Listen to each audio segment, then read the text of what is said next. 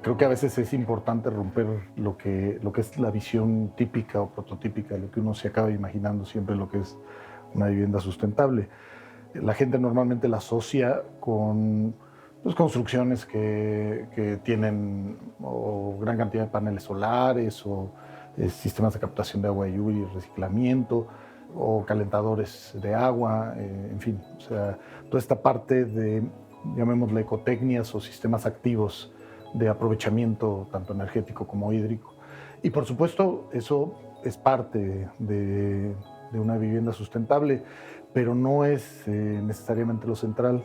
La vivienda como tal, pues es aquella que cubre las necesidades de cualquier ser humano, las necesidades que todo el mundo tenemos, de vivir, de dormir, comer, bañarse, lo que hacemos regularmente en una vivienda. Y la cuestión de la sustentabilidad se refiere a el aprovechamiento, el reaprovechamiento de algunos de los insumos que tiene una vivienda. El aprovechar una fuente de energía natural como es la luz solar. La otra es, por ejemplo, una sustentabilidad es reaprovechar el agua que estamos utilizando. Tiene que ver con la sustentabilidad. Siempre señalo que para mí uno de los principales aspectos que distinguen a una vivienda sustentable inicia primero con la localización, con la ubicación. Una vivienda que está bien localizada puede ser más sustentable, mucho más sustentable que otra, simple y sencillamente por el hecho de generar menos afectaciones al medio o a la propia huella de carbono, simple y sencillamente por las condiciones de movilidad de sus habitantes. No es un concepto nuevo, se remonta a mediados del siglo XX, donde se entiende estos valores de acercamiento un poco a lo que hablábamos al lugar, de cómo el lugar dicta un poco lo que debe de suceder en torno a la vivienda.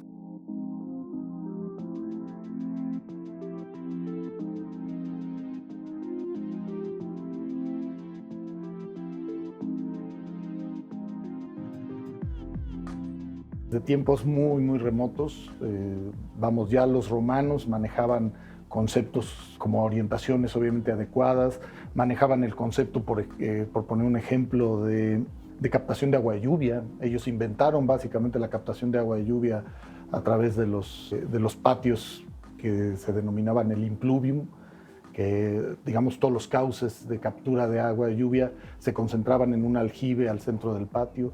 Entonces son principios que están entendidos desde la lógica del sentido común y desde que el hombre es hombre y empieza a entender cómo debe de habitar y cómo es la forma más lógica de habitar.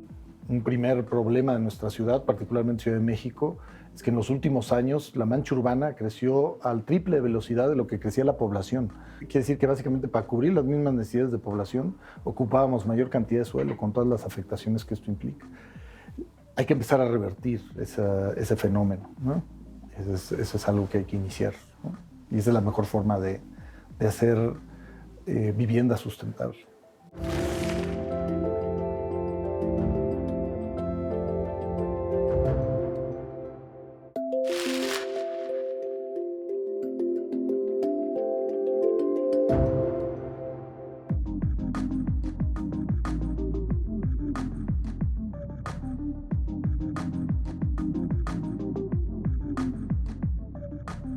Las condiciones de calidad de vida de las ciudades, uno de sus primeros factores es el equilibrio, por ejemplo, de la cantidad de área verde asociada al número de habitantes. Nuestra ciudad ha estado, hasta eso no en números tan dramáticos si consideramos todo el suelo de conservación que está involucrado en la zona sur de la Ciudad de México y la zona poniente. Pero aquí el problema en la ciudad es la distribución de esas áreas verdes. Hay una distribución muy mala porque, digamos, el suelo de conservación es un suelo en las montañas al que no se le tiene acceso tan fácil desde los núcleos urbanos. Estamos aquí en una ciudad en la cual cada vez se están reduciendo más los espacios y resulta que la cuestión verde, necesitamos de los árboles nada más para que hagan la fotosíntesis y todo esto, pues lo necesitamos. Entonces, si hay una sociedad verde que te pueda dar, aunque sea 1 metro cuadrado más de alguna planta o de algún reaprovechamiento del agua, estamos tan hacinados aquí que si hay algún tipo de solución que nos ayude a contribuir un poquito a regresar a la naturaleza de todo lo que obtenemos de ella, pues qué bueno, ¿no?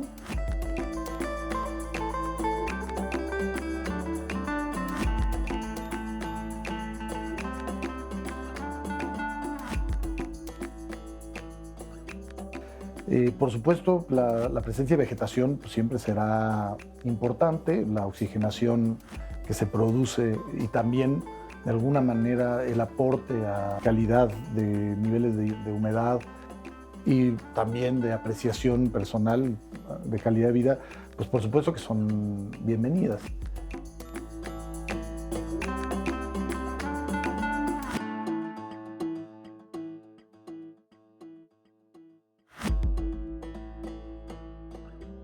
Necesitamos como economía y como sociedad el cubrir las necesidades de vivienda, por supuesto como primera, pero pues, también muchas otras construcciones, pero lo debemos de aprender haciéndolo de tal manera que cada vez los impactos a futuro sean menores. Esto significa menos mantenimiento, una mejor adaptabilidad a su reciclamiento, hacia la forma en la que pueden ser repuestos a la naturaleza, ¿no? Las viviendas, y esa es un poco la tendencia afortunadamente, van en el sentido de cómo hacemos cada vez más eficiente la vida cotidiana. En términos, por ejemplo, energéticos, cómo podemos aprender a consumir menos energía en nuestras actividades cotidianas, cómo podemos también aprovechar de mejor manera recursos limitados como es el agua, una buena adecuación al clima, una buena orientación. Una casa bien orientada probablemente no requiera ni siquiera necesidades adicionales de aclimatación, ni para enfriamiento, ni para calefacción, o simple y sencillamente en términos también del manejo de porcentajes de humedad. Una casa bien localizada, bien ubicada, pues va a consumir menos energía, va a tener menos impacto hídrico y eso es mucho más sustentable. Y ya tercero, puede ser la presencia de sistemas activos, ¿no? O de ecotecnias.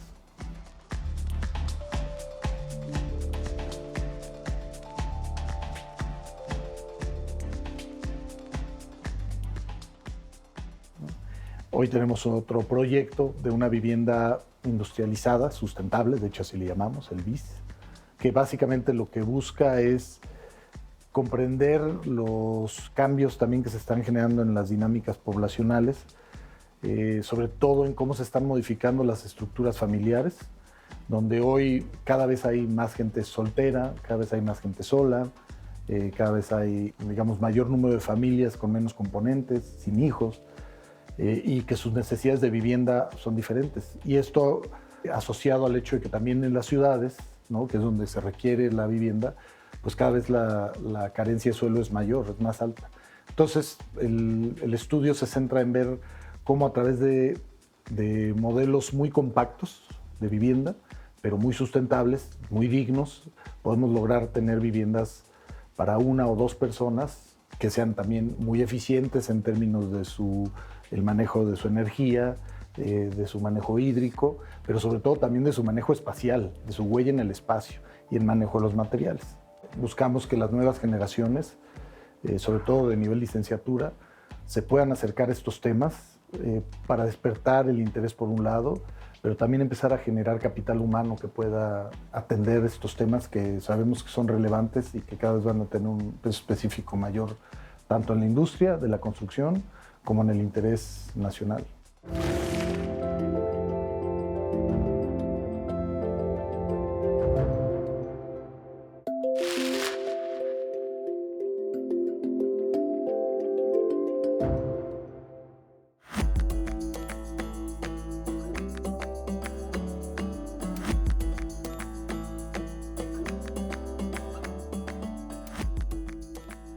Este proyecto nace de la simbiosis, la conjunción de dos pequeños proyectos que se trabajaron aquí mismo en la facultad. Uno que se llama Casa UNAM, que está expuesta ahorita ahí en el Museo del Universum a un lado. Si tienen oportunidad lo pueden visitar, en donde tiene que ver toda la cuestión de sustentabilidad. Y hay otro proyecto que desarrolló el diseñador industrial, aquí en diseño industrial, Fernando Fernández, en el cual estaba pensando en un mueble que le llama habitamueble. La concepción de la vivienda en diseño industrial varía un poco, porque en un mueble es difícil que sea habitable. Más bien ya cuando algo es habitable se convierte en arquitectura. Entonces ellos le llamaron habitamueble. Entonces en la conjunción de ambos proyectos nace la vivienda industrializada sustentable.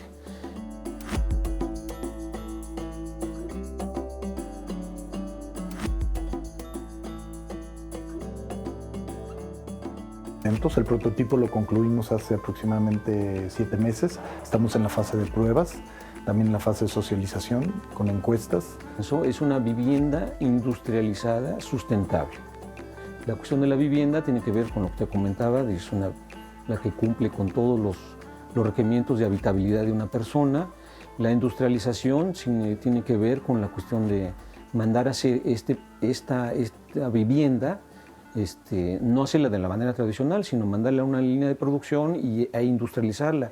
No solamente hacer una, sino hacer 100, 200, dependiendo de la demanda.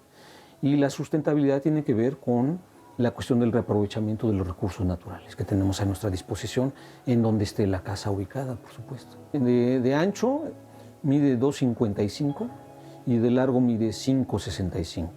De altura mide del nivel de lecho bajo de piso al lecho alto de la cubierta 3,80. Entonces estamos hablando de una planta de alrededor de 16, 17 metros cuadrados aproximadamente.